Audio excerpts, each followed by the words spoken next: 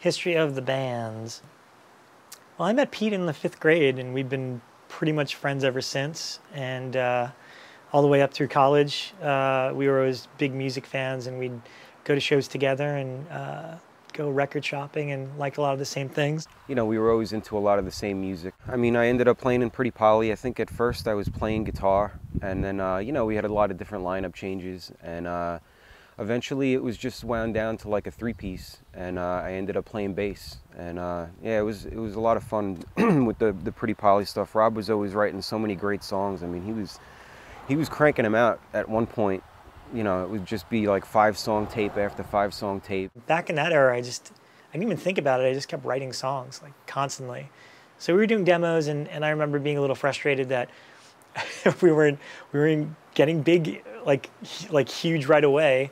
And P was actually the one that gave me the great advice of, like, you know what, instead of like pumping out song after song, why don't you take these 3 really solid ones and make one tape out of it?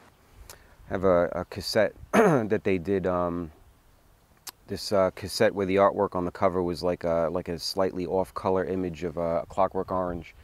And those 3 songs were like my favorite songs. I mean, it was really cool to have friends whose music that I liked as much as records that I was going out to buy. During that period, I met Jay in high school. Him and his brother had also played in bands together.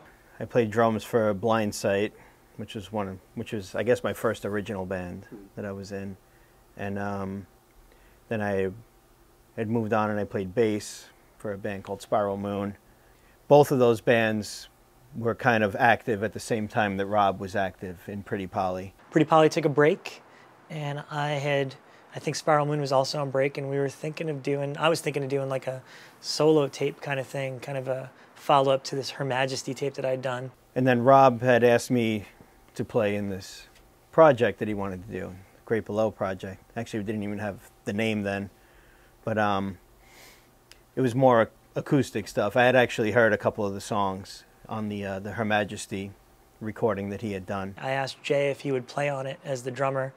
I always had a tremendous amount of respect and love for him as a musician and as a person, and I just thought it'd be interesting to do some music with him. So that ended up becoming the first Great Below tape, which is A Fallen Sorrow. I thought it would be fun, you know. I always loved Rob's writing, and so, you know, I was excited to play with Rob. I was thinking, yeah, it'll be something different, you know, acoustic type stuff, you know, kind of jazz it up a little bit.